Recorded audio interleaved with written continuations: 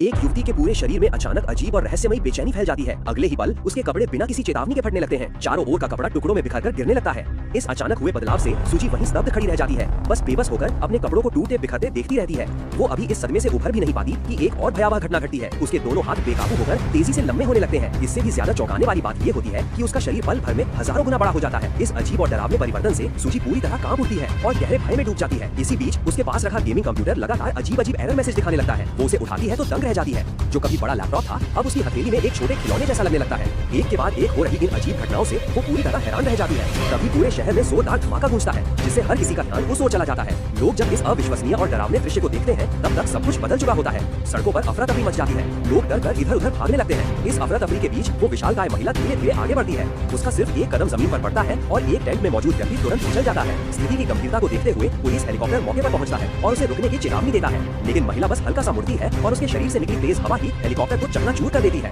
तब सवाल उठता है, ये सब आखिर क्यों हो रहा है? असल में ये सब कुछ हकीकत नहीं बल्कि एक भ्रम था, मन का बनाना हुआ एक झूठा दृश्य। सूजी असल में एक साधारण ऑनलाइन स्ट्रीमर थी। शक्तिशाली नाम के एक बड़े व्यक्ति के सहारे और संसाधनों से वो धीरे धीरे बहुत मशहूर हो गई थी। उसकी कमाई और लोकप्रियता कई बड़े कलाकारों से भी आगे निकल गई थी, लेकिन धीरे धीरे उसकी लालच बढ़ती गई और उसने अपनी असली पहचान खो दी। जो विशालकाय राक्षसी रूप शहर में दिखा वो सिर्फ उसके अंदर पनप रहे अहंकार और लालच का प्रतीक था। जैसे जैसे उसकी प्रसिद्धि बढ़ी उसका व्यवहार बदलता गया। वो घमंडी और अहंकारी बन गई।